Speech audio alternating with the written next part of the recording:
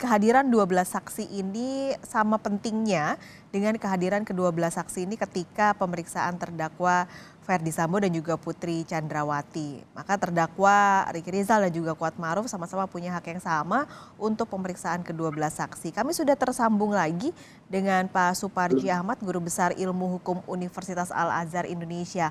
Pak Suparji tadi sempat terputus, tapi yang saya juga mungkin sempat bertanya-tanya begitu.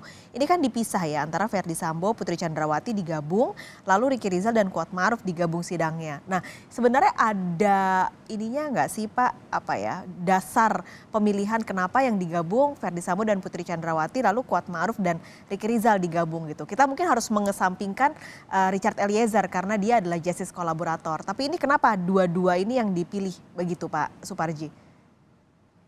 Ya, memang ini menjadi salah satu metode persidangan yang mana bisa saja itu diusulkan oleh jaksa penuntut umum atau kemudian ditetapkan oleh majelis hakim bagaimana teknis persidangannya. Nah, kalau kita lihat dalam proses pemeriksaan saksi juga kan menggunakan klaster-klaster ya. Artinya ini klaster keluarga atau klaster security, asisten rumah tangga dan sebagainya. Sepertinya dalam pemeriksaan atau kemudian dalam persidangan untuk terdakwa ini, ya ini sekali lagi dalam konteks persidangan terdakwa ini juga sepertinya menggunakan ya klaster tentang peran ya, di mana dalam hal ini yang awal kan peran dari pelaku ya, yaitu Eliezer sebagai eksekutor karena menembak. Sementara ini kan dianggap seperti itu ya. Kemudian yang kedua adalah klaster dari dalam hal ini atasannya ya, atasan formal kemudian informal ya. Dalam arti kan kalau sama Sambo kan punya hubungan kedinasan kan. Sementara kalau istrinya mungkin punya hubungan karena kekeluargaan karena yang bersangkutan istri dari atasannya tadi itu.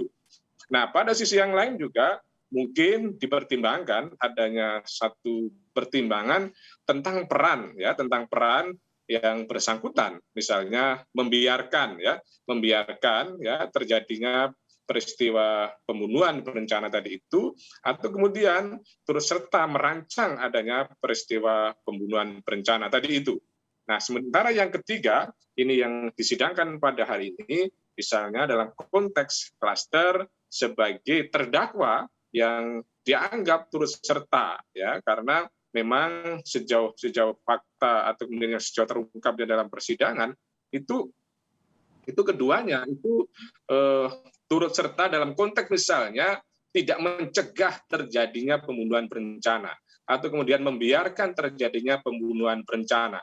Jadi ini adalah satu metode untuk pemeriksaan saksi untuk kepentingan terdakwa yang mana ada 5 orang terdakwa untuk pasal-pasal yang sama, tetapi kemudian ini ada perbedaan peran yang dilakukan. Apakah kemudian yang kali ini juga dianggap sebagai peran dalam konteks turut membantu. Nah, sementara kalau yang kemarin itu adalah dalam konteks peran yang menyuruh playernya, yang aktor intelektualnya. Karena Ferdy Sambo ini kan sebagai yang menginisiasi, yang memerintahkannya kan itu. Sementara kalau kemarin Eliezer itu adalah sebagai pelaku di lapangannya dalam arti yang melaksanakan eksekusi pembunuhan berencana yang menembak. Sementara itu terungkap dalam dakwaan para terdakwa dalam dokumen-dokumen yang disampaikan oleh jaksa penuntut umum adalah seperti itu. Karena mungkin saja hakim seandainya diperiksa satu persatu, mungkin itu akan semakin memakan waktu, tidak efektif, tidak efisien, tidak sesuai dengan asas pemeriksaan perkara, cepat, murah, dan sederhana.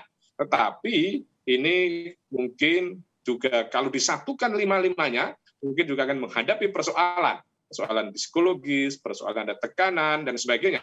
Nah, pertimbangan yang lain menurut saya adalah ketika antara ya FS dan PC disatukan, saya kira kan kepentingannya sama dalam arti bahwa ini akan berusaha meringankan, tapi dalam posisi yang sama. Berbeda seandainya ini kalau disatukan dengan Kuat Maruf atau Rizky Rizal, itu tentunya mereka akan bisa tidak apa adanya, akan saling menyalahkan dan lain sebagainya.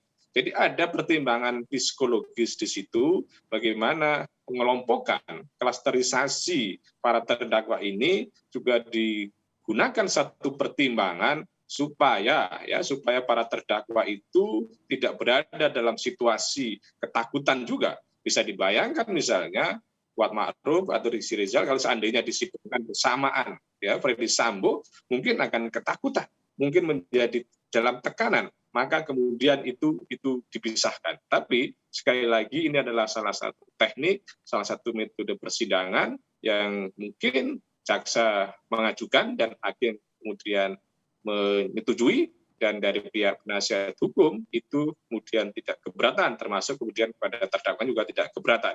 Jadi ini adalah satu hal yang kemudian menjadi metode pemeriksaan. Yang terpenting adalah para saksi itu bisa memberikan keterangan apa adanya dan kemudian bisa membuat perkara ini menjadi terang benderang perkaranya, dan pada akhirnya nanti hakimlah yang akan menilai keterangan saksi-saksi tersebut gitu.